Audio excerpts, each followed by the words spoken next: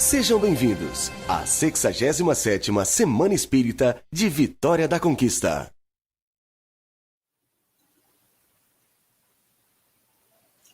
Boa noite a todos e todas. É com muita alegria que damos prosseguimento ao terceiro dia da nossa 67ª Semana Espírita de Vitória da Conquista, que este ano está sendo realizada no formato virtual e tem como tema central o significado da vida.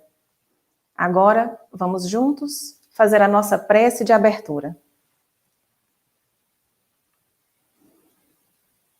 Altíssimo e onipotente bom Senhor, graças te damos pela oportunidade de estarmos reunidos em teu nome para refletir sobre a tua palavra de amor. Rogamos o teu amparo para o trabalho de hoje e a tua inspiração celestial para a palestrante da noite. Que tenhamos olhos de ver e ouvidos de ouvir. Seja o Senhor o filtro dos nossos pensamentos e que nós saibamos ser multiplicadores da tua misericórdia, onde quer que estejamos. Que assim seja. Nós agradecemos à TV Mansão do Caminho, à Rádio Web Fraternidade e à Rádio Portal da Luz, de Dourados, Mato Grosso do Sul, pela gentileza nesta parceria para a transmissão do nosso evento, que também pode ser acompanhado pelo canal da UEVC TV no YouTube. É muito valiosa essa oportunidade de divulgar em larga escala a mensagem de amor e consolação que a doutrina nos traz. Ontem pela manhã, tivemos um excelente seminário com Miriam Duzzi e hoje, igualmente, começamos muito bem o dia com Carlos Campetti e Éden Lemos. Quem não teve a oportunidade de acompanhar ao vivo, ainda pode assistir, no horário da sua melhor conveniência. Vamos aproveitar esse banquete espiritual que está sendo ofertado a todos nós.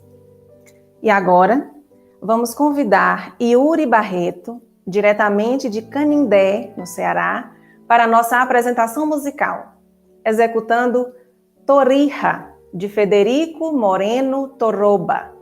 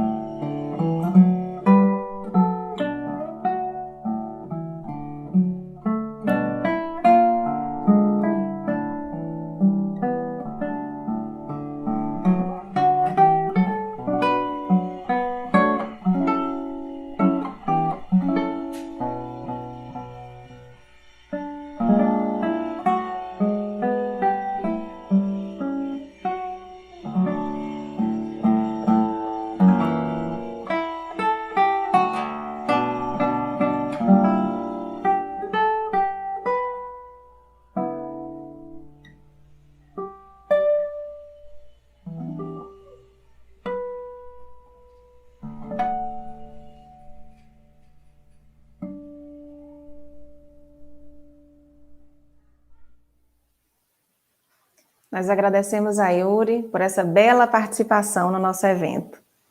E neste momento, convidamos a nossa irmã Ana Tereza Camasmi, que está participando pela primeira vez da nossa Semana Espírita.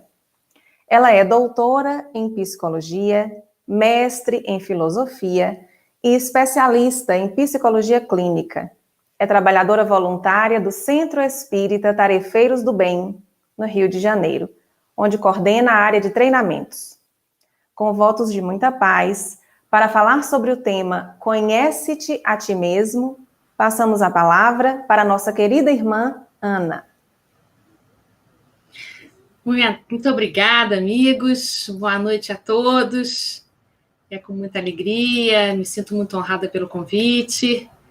Estou aqui com vocês essa noite, participando dessa Semana Espírita tão esperada, né?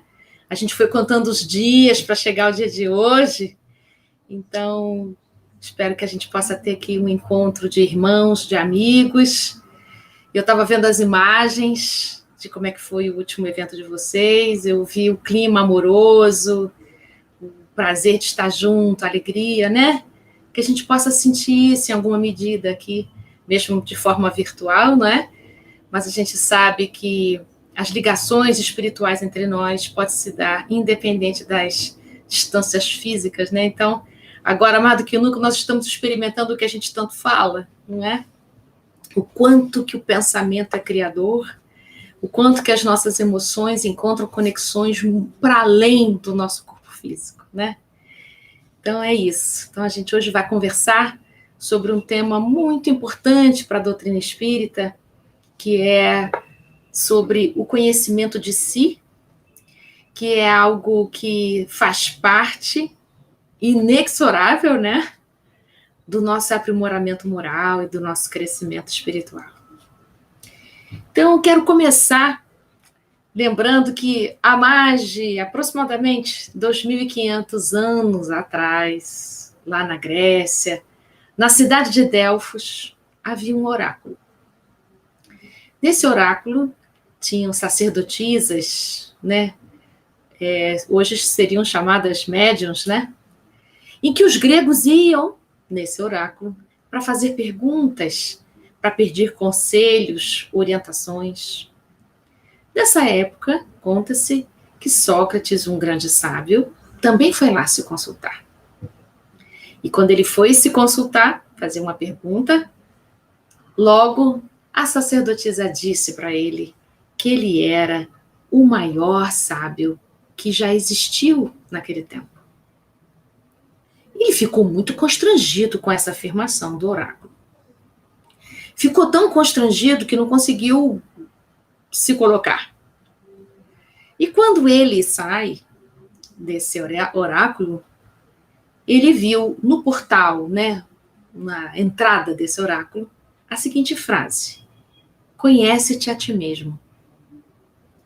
Ele então ficou muito reflexivo e começou a observar que quanto mais ele mergulhava em si mesmo, quanto mais ele conhecia os seus reinos interiores, mais ele se dava conta do quanto de ignorância ainda havia, do quanto de terras desconhecidas em sua alma existia. E ele, então, passou a usar bastante essa frase do oráculo, né? Até que hoje a gente, quando lembra de Sócrates, lembra dessa frase de tão forte que é isso, que Sócrates começou a dizer que todo aquele que acha que sabe alguma coisa, esse está mergulhado numa imensa ignorância, pois pensa que sabe. Então, ele tem uma frase muito conhecida que é: o que eu sei mesmo é que eu nada sei. Então, para Sócrates, o maior sábio é aquele que tem noção da sua ignorância. O que eu sei é que eu nada sei. É aquele que tem conexão com a sua ignorância, é aquele que tem percepção do que ainda lhe falta, no sentido do que ainda lhe falta dirigir, conhecer, entender. É também uma maneira da gente compreender que sábio é aquele que reconhece que há sombras em seu interior.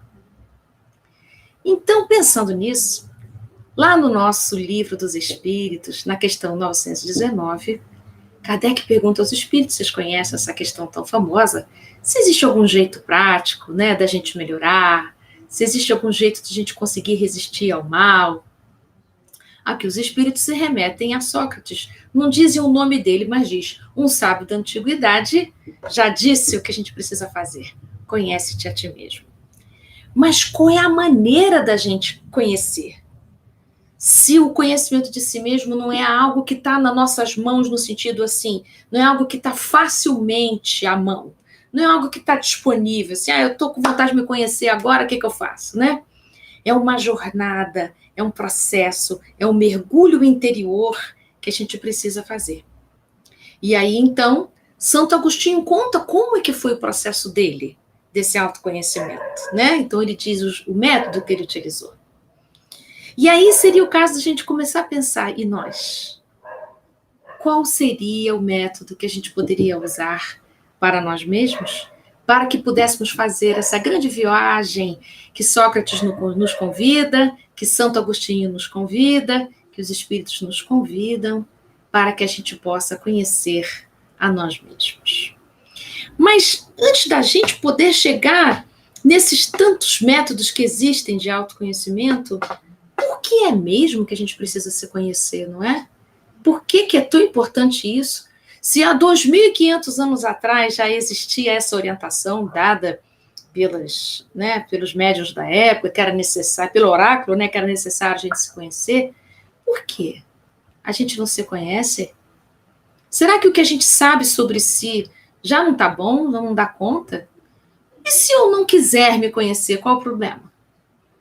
Será que isso seria a condição fundamental para a gente viver, ter que se autoconhecer? E como dizem algumas pessoas, né?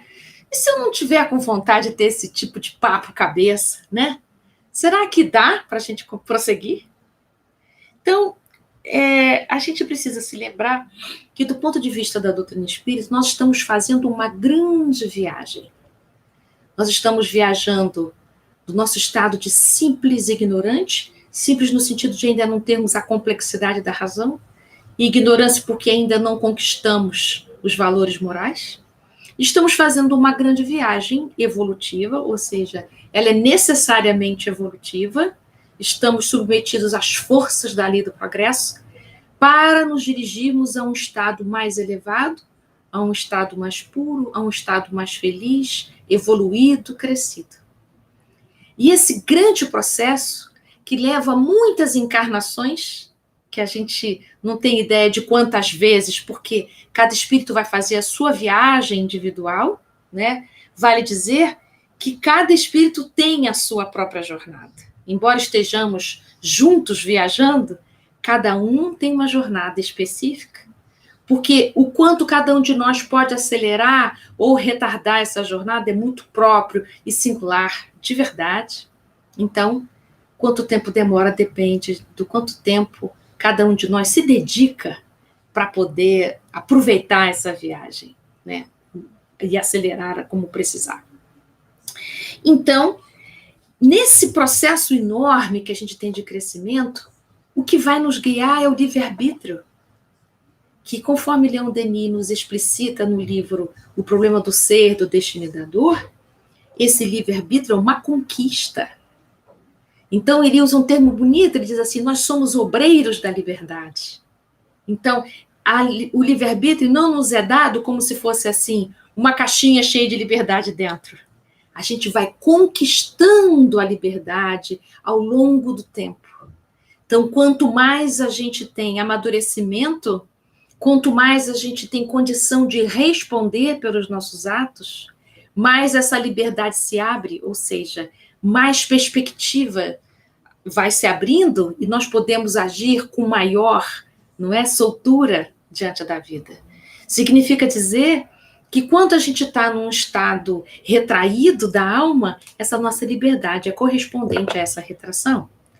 Então, a gente está num processo de alargamento, de horizonte, de perspectiva da vida, e junto com esse alargamento, a nossa liberdade vai agindo, também se estendendo, significa dizer que quanto mais é evoluído o espírito, maior é o âmbito da sua liberdade.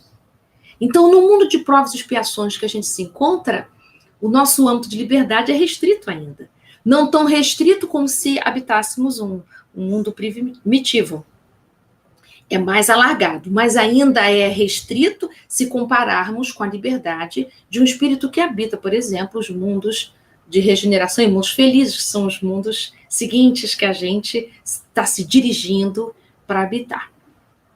Então, todo o processo nosso de crescimento, ele não é um processo que acontece na velocidade da nossa mente. É um processo de amadurecimento que se dá pelas experiências. Então, aqui já tem uma diferença importante para a gente olhar. Uma coisa é o que a nossa mente trabalha. O que temos aqui de compreensões cognitivas. Uma outra coisa, e aqui está o âmbito teórico, e é bom e é importante, aqui tem a nossa intelectualidade, enfim. Mas uma outra coisa é a nossa experiência, que equivale a dizer aqui, que está aqui sendo trabalhada, a nossa experiência, que diz respeito às nossas conquistas morais. Então, seguindo aqui, o que eu tenho para dizer nesse sentido é que nós estamos viajando de um lugar de muito desconhecimento, de muita ignorância, de muito obscurecimento, para um lugar de maior conhecimento, de maior abertura, né, de maior desenvolvimento. Então, o que será que impede a gente de poder acelerar esse processo?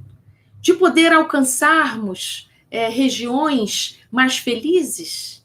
O que será que nos impede da gente poder ter maior brilho da nossa luz interior?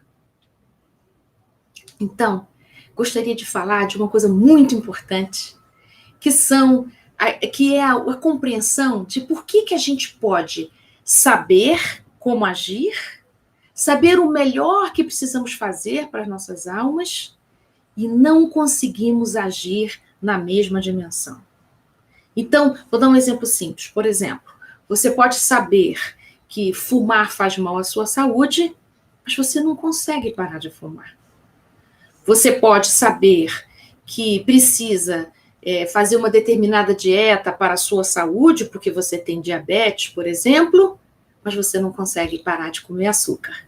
Vou dando um exemplo simples, para poder dizer como que existe uma distância entre o que a gente sabe o que é melhor para a gente e as nossas atitudes que nem sempre acompanham esse saber.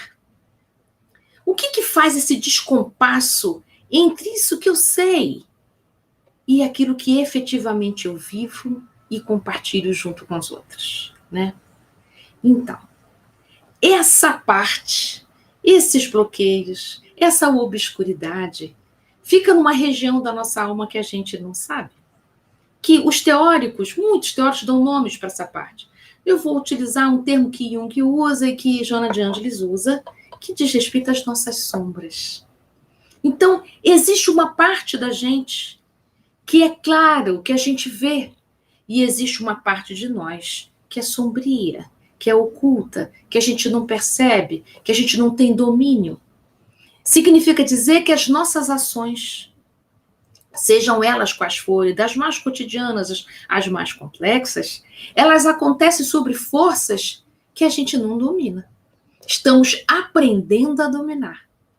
É por isso, então, que se torna tão necessário o conhecimento de si mesmo. Por quê? Para que possamos termos ideia, para que possamos ter noção, para que possamos nos aproximar dessa dimensão desconhecida das nossas almas, que é o que Sócrates percebeu. Que quanto mais ele olhava para si mesmo, e quanto mais ele percebia, fazia esse mergulho interior, mais ele percebia o quanto havia de ignorância ainda em seu coração. Nós temos muita ignorância ainda. Temos muitos terrenos desconhecidos na nossa alma. E qual é o perigo disso? É que, se nós continuarmos ignorantes destas partes das nossas almas, continuaremos a agir em direção contrária àquilo que a nossa alma já requer e deseja para seu amadurecimento. Porque queremos ir para uma direção, mas a nossa alma nos dirige para outro lugar. Ou seja, as nossas ações vão para outro lugar. Então, essa aparente contradição reside no tamanho da nossa ignorância. Então, acontece uma coisa muito importante que Leon Denis vai descrever no capítulo 8 do livro O Problema do Ser, do Destino e da Dor, que é sobre a memória. O Leon Denis vai explicar para a gente que os acontecimentos da nossa vida cotidiana, todos eles, vão sendo registrados no nosso perispírito, né? Ao longo do tempo, nas diversas encarnações. E é como se fossem camadas sucessivas, uma após a outra, nas diversas reencarnações. Essas camadas, elas vibram, elas trabalham em ressonância uma com as outras.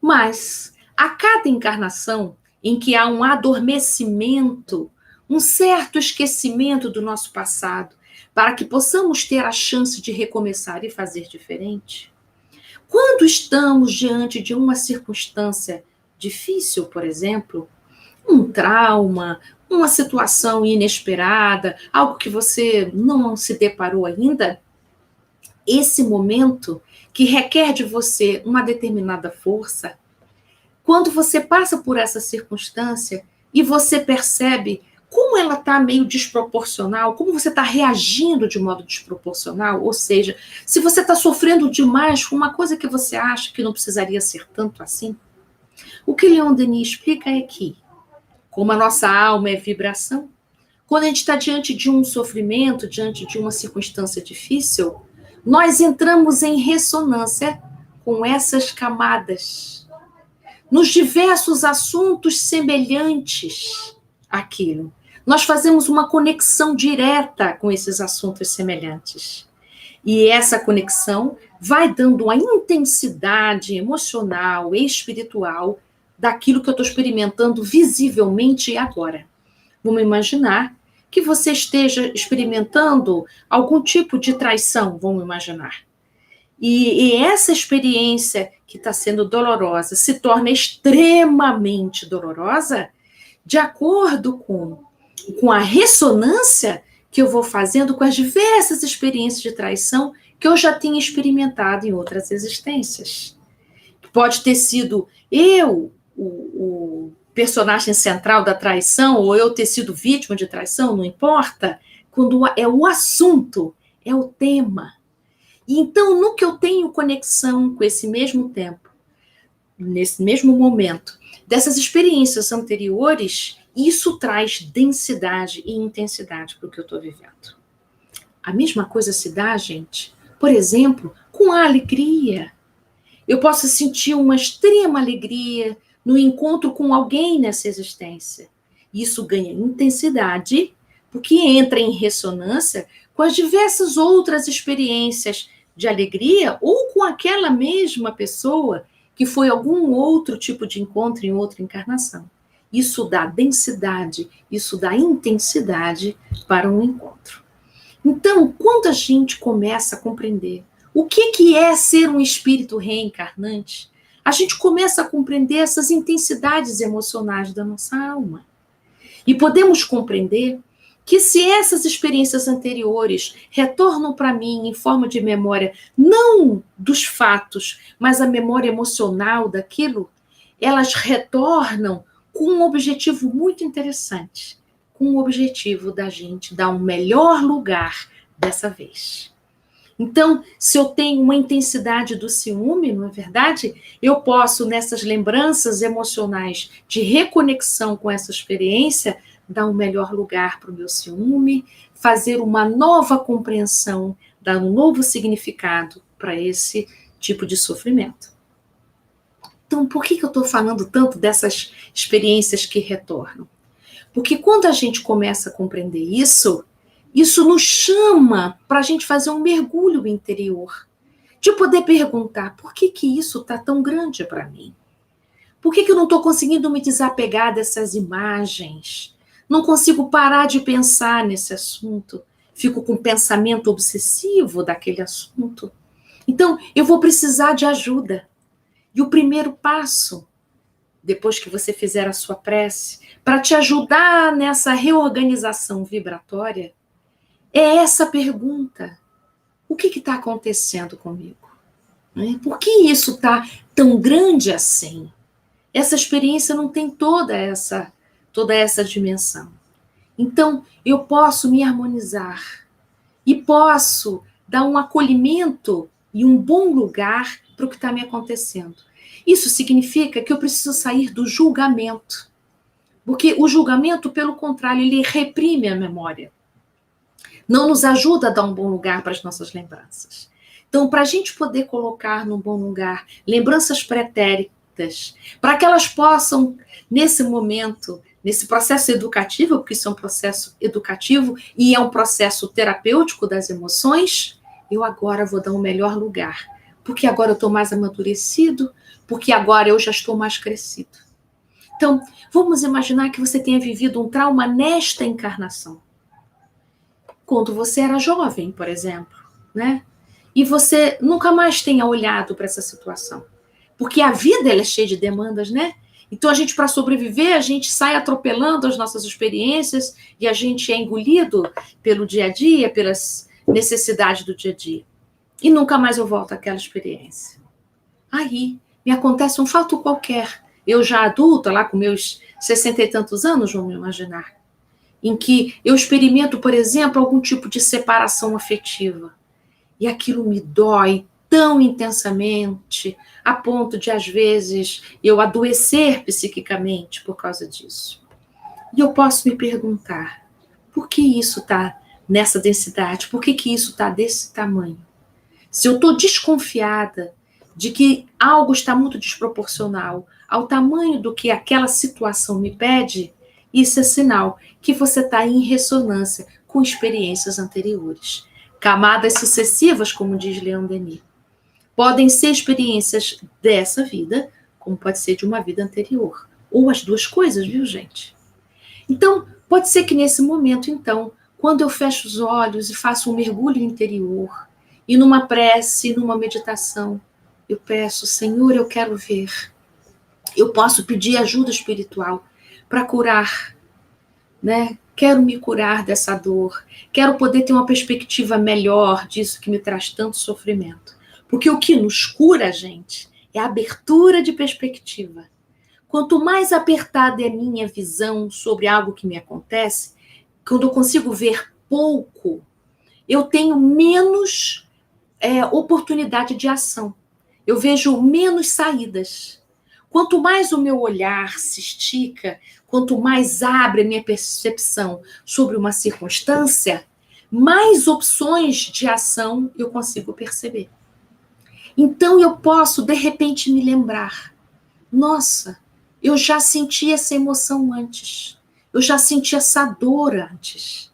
E ao me lembrar dessa dor que me aconteceu talvez na adolescência ou na minha infância, eu possa dar o melhor lugar, podendo dizer para mim, agora eu já sou outro homem, né? Agora eu já sou outra mulher. Agora eu já tenho mais recursos que na época eu não tinha. Então, agora eu já posso manejar melhor isso que me dói tanto. Agora eu já posso dar um bom lugar para esse sofrimento. Então, esse diálogo interior do homem consigo mesmo bate com uma informação importante que a Joana de Ângeles fala no livro Autodescobrimento, no capítulo 12. Ela conta que São Boaventura dizia que a gente tinha 3 olhos. Os olhos da carne, os olhos da razão e os olhos da contemplação. Os olhos da contemplação... Mas peraí, deixa eu começar com o olho de carne, né? O olho da carne é que nos permite ver as coisas do mundo visível. Os olhos da razão nos ajudam a compreender o que a gente vê no mundo visível. Mas os olhos da contemplação nos ajudam a transcender as nossas perspectivas materiais. Então, nesse diálogo interior, a gente vai usar a contemplação. A gente vai usar o que Platão explicou para a gente, que é a capacidade que o homem tem de ser 2 em 1. Eu posso estar vivendo uma experiência E poder habitar o lugar de observador, me torno o segundo sobre mim. Então, posso dobrar-me sobre mim mesmo. Isso é a reflexão, né? Fletir, dobrar, redobrar eu posso dobrar sobre mim, quer dizer, eu posso pensar sobre mim mesmo, conversar comigo mesmo e perguntar para mim, aonde dói? Como dói? Né? O que eu estou precisando nesse momento para sentir um pouco de alívio? Que lembranças semelhantes eu consigo alcançar?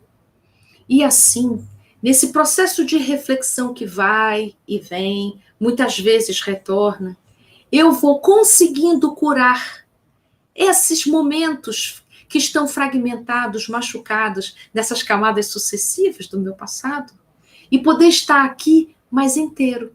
Porque, gente, quando eu guardo emoções velhas, quando eu guardo histórias velhas, doloridas da minha infância ou da minha adolescência, ali fica preso também uma energia, uma parte da minha alma. Significa que eu não estou inteiro aqui. Parte de mim está parado no tempo, congelado num trauma, congelado num sofrimento intenso.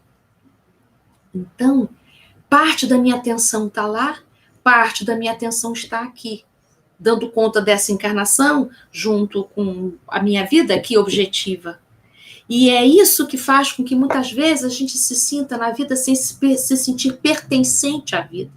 A gente diz assim, eu tenho a impressão que eu não pertenço a nada do que está acontecendo, eu não consigo sentir, eu não consigo amar, eu não consigo nem sentir muitas raivas profundas. Por que você está desconectado? Porque parte de você está conectado com o que passou. Então, parte de você está no lugar onde você não está fisicamente. Então, é como se você estivesse aqui de corpo presente, dando conta da vida nas coisas automáticas, mas parte de você, parte da sua alma, né, de toda a sua vontade, está em algum lugar distante. Eu entendo que é por isso, que às vezes a gente quer prosseguir, sabe o que precisa fazer, mas não vai. Significa que a nossa vontade não está livre, a nossa vontade está apegada. Então, isso é uma outra coisa muito importante, que é o estudo dos apegos, né? No nosso Evangelho, no capítulo 16, os Espíritos falam bastante sobre os nossos apegos aos bens materiais e a necessidade de nós desapegarmos. Nós podemos estender esse entendimento que os Espíritos nos trazem nesse capítulo do Evangelho para perceber como nós podemos ficar apegados aos nossos sofrimentos, como nós podemos ficar apegados a histórias densas das nossas experiências anteriores, que lá no capítulo 5 são as causas anteriores das aflições, ou causas atuais das aflições. Nós podemos ficar apegados aos nossos sofrimentos, às vezes, como se fosse um troféu, sabe? A gente, às vezes, fica agarrado ao que passou, como se fosse um jeito de eu me identificar como sendo eu, né? Olha eu fui aquele que passou por aquele sofrimento. Então, olha como é que eu sou forte. Né? Então, se a gente fica preso a acontecimentos do passado, porque isso me faz herói, porque isso me dá identidade, nós estamos muito distantes de estarmos inteiros na nossa vida atual. Estamos economicamente presentes, mas nós nunca conseguimos sentir felicidade. Nós até conseguimos sentir uma satisfação, né? A satisfação da missão cumprida, mas a gente não sente saciedade emocional, porque a saciedade emocional precisa de presença, eu preciso estar inteiro aqui agora no que está me acontecendo, e para eu ficar inteiro, eu tenho que botar meus 2 pés na existência. Então, para a gente falar um pouquinho mais sobre essa parte da nossa alma que fica aprisionada, a Joana nos dá uma dica perfeita. No capítulo 12 desse livro que eu me referi, do autodescobrimento, ela diz que ao longo do tempo a gente vai tendo um embotamento espiritual. Olha que coisa interessante. E nós ficamos meio que vivendo a vida, meio que parece que com sono, embotados, com pouca percepção. Precisamos fazer um mergulho na nossa alma para a gente acordar. E aí ela diz o seguinte, nós precisamos de fazer uma conexão com a nossa criança interior.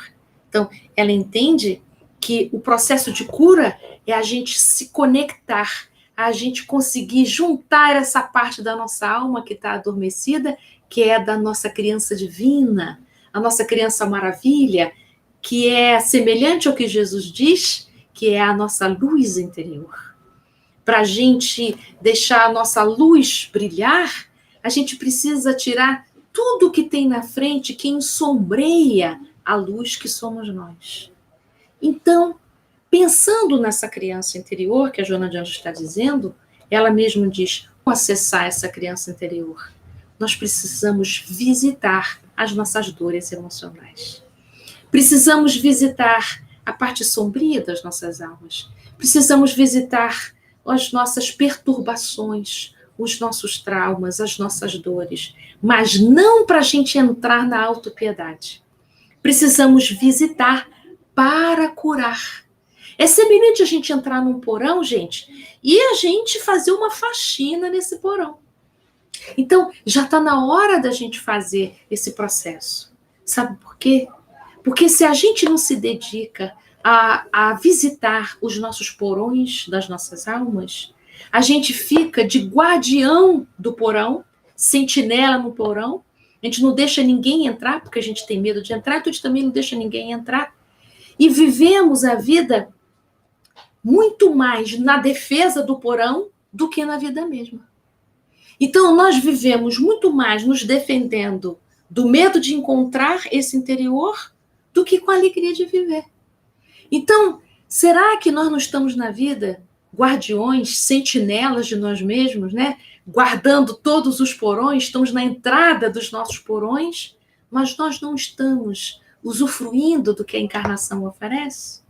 Será que morando na defesa, eu não estou deixando de entregar para o mundo o que eu vim trazer? Né? Com medo de sofrer? Então, a Joana nos convida a gente sair da beira desse porão e a gente corajosamente abrir as portas do nosso porão interior e mergulhar nas águas profundas do eu e nos tornarmos conscientes das nossas sombras ocultas.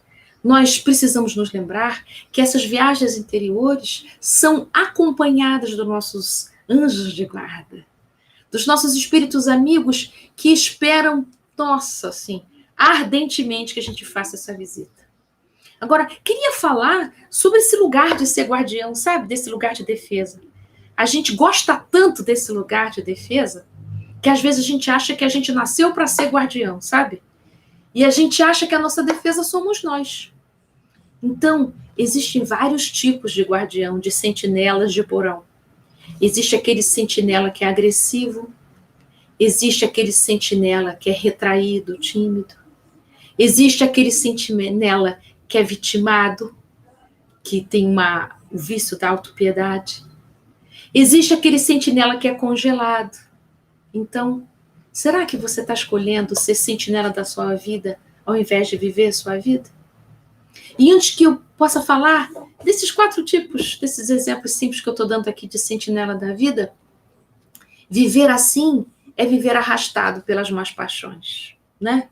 As paixões, gente, segundo o Livro dos Espíritos, né, mais especificamente lá na questão 908, as paixões não são boas nem más. Na verdade, nos comentários da questão 908, Kardec esclarece que a paixão é uma força que dá intensidade à ação humana. Agora, quando essa força está no seu excesso, e ao invés de trazer bem-estar para a nossa vida, nos impede de viver a nossa vida com plenitude, nós estamos diante de uma má paixão. Não é?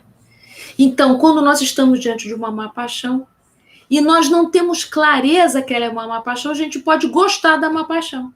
E aí vai acontecendo uma deformidade na nossa alma. Então, a gente vai gostando da agressividade, porque ela nos defende das pessoas com as quais a gente não consegue dialogar, e começamos a achar que o nosso jeito de ser é agressivo. E gostamos até de ser agressivo pelo poder que a agressividade nos dá. Gostamos do limite que a gente consegue dar quando a gente é agressivo. Porém, quando a gente é agressivo todo dia, toda hora ou a qualquer instante, nós causamos lesões na nossa alma, porque a agressividade não é algo natural. Ela é uma defesa, mas ela não é quem eu sou. né? Imagina um cachorro que vivesse mordendo 24 horas. O cachorro não nasceu para morder. Ele morde nos momentos em que ele precisa se defender. Mas se ao invés de usar só no momento de defender, ele passa a viver 24 horas mordendo, ele já saiu do seu eixo, ele já saiu do seu centro. E é isso que acontece com a gente. Quando a gente passa por emergências na nossa infância, a gente escolhe umas defesas para poder sobreviver aos nossos lares desequilibrados. Quem de nós não tem um lar desequilibrado, né? Estamos todos numa faixa evolutiva em que o desequilíbrio faz parte da nossa trajetória. Então, enquanto crianças, no estado de criança, mas um espírito não é criança, mas no estágio infantil, nós temos poucos recursos para poder lidar com os desequilíbrios dos adultos. Então, podemos escolher o congelamento como defesa, podemos escolher a agressividade como defesa, ou uma retração, a timidez, o fechamento como defesa. Podemos escolher a vitimação, a autopiedade como defesa, e vamos morando nesse lugar, escolhendo viver como sentinelas de si, escolhendo viver como guardião de si, sem jamais usufruir a encarnação com todas as belezas que uma encarnação tem. Então, o conhecimento de si mesmo, gente, é uma dica da espiritualidade maior para que a gente possa escolher a largueza, a expansão da existência. Não para a gente ficar na porta dos nossos porões. Mas antes que a gente possa viver a vida com toda a largueza que a vida tem, nós precisamos corajosamente visitar os nossos porões para libertar o nosso eu de lá que está aprisionado. Então, a gente precisa atravessar a nossa agressividade, ou seja, baixar a guarda da nossa agressividade e nos encontrar com a nossa raiva e encontrar com a nossa tristeza. Temos que baixar a guarda da nossa retração e poder nos encontrar com a nossa vulnerabilidade. Precisamos baixar a guarda do nosso congelamento e começar a sentir, deixar o nosso coração sentir dor, para que um dia ele possa sentir amor, alegria e prazer, né? Então, quando a gente desiste, quando a gente liberta esse papel de sentinela e nos dedicamos a enfrentar os nossos porões internos, aí sim nós podemos pegar pela mão a nossa criança ferida e nos conectar de volta com aquilo que nos é mais essencial, que é essa nossa luz interior, que é a nossa criatividade, nossa espontaneidade, a nossa alegria, a nossa abertura, a nossa fé, a confiança em si mesmo, a confiança no mundo. Na verdade, isso é uma grande viagem de amor, né? Então, quando a gente pode fazer essa visita aos nossos porões internos, nós podemos sair dessa grande viagem, provavelmente, inteiros. Mas ouso dizer que, como Sócrates disse, quanto mais a gente se conhece, mais a gente se dá conta da nossa ignorância. Então, significa que esse processo ele é infinito. Então, sempre haverão espaços em nossa alma para a gente visitar, para a gente conhecer, para a gente descobrir. Quantos milênios a gente tem de retração? Quantos milênios a gente tem de agressividade? Quantos milênios dominado pelas nossas paixões? Pelo amor ao poder, pelo amor ao prazer, pelo amor à ganância, não é? Pelo amor à impulsividade. Quantos caminhos equivocados do amor a gente já trilhou? Quantas lesões na nossa alma a gente ainda precisa curar? Quantas lesões nas almas alheias nós ainda temos algum tipo de responsabilidade para cuidar? Então, nós precisamos decidir sinceramente por nos encontrarmos com quem nós verdadeiramente somos.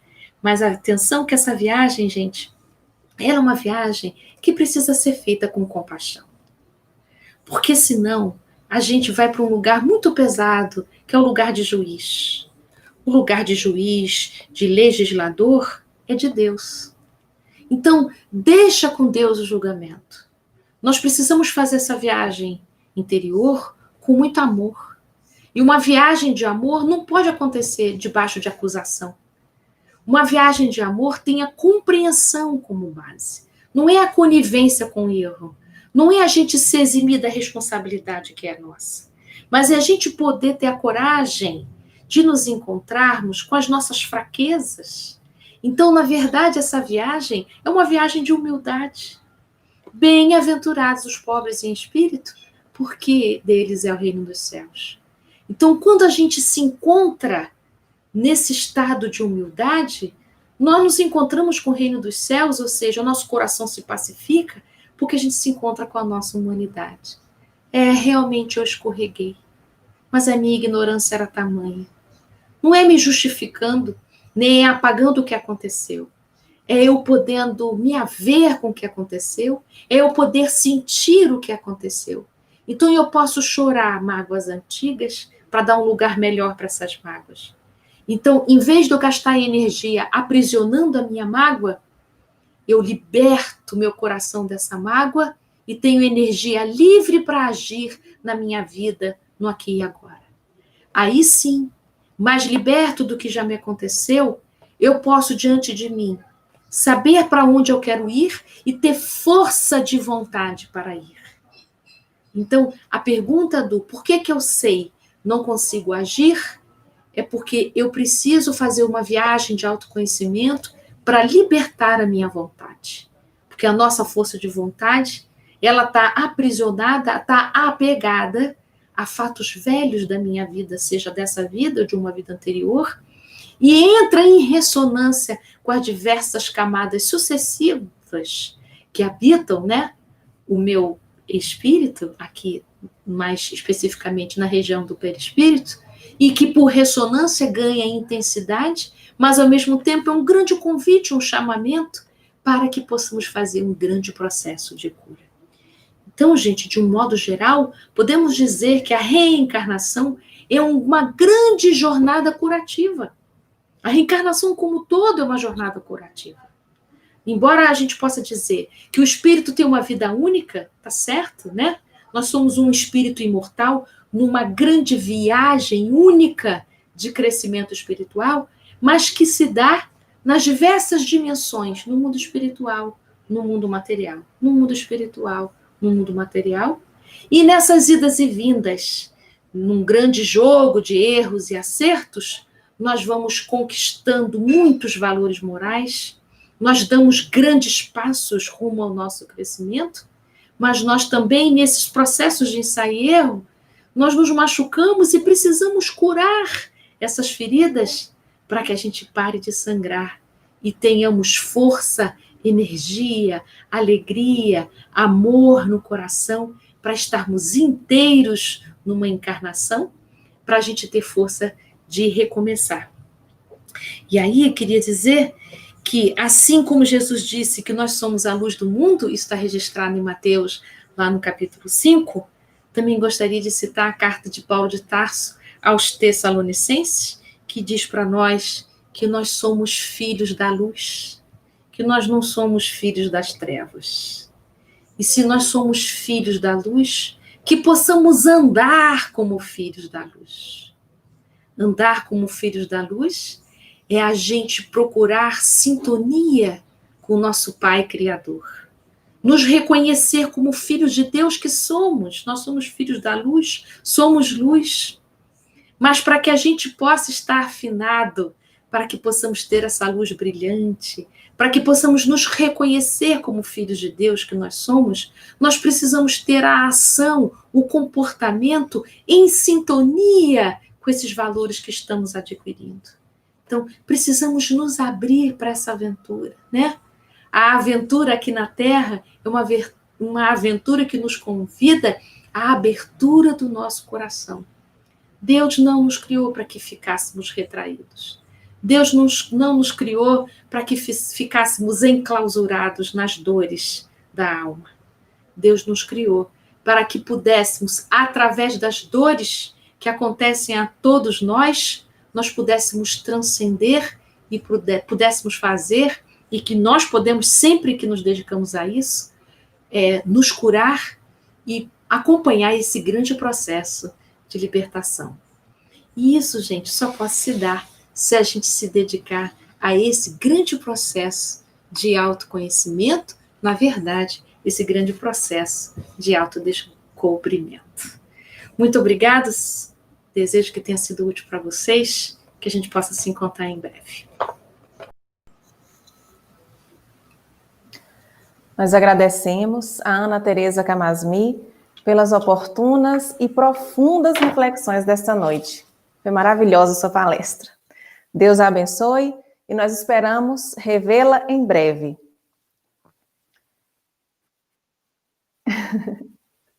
E amanhã nós teremos de 10 horas até meio-dia um fórum com o tema Estamos na Regeneração, com Paulo de Tarso Araújo Souza, Jorge Godinho Barreto Neri e Carlos Roberto Campetti.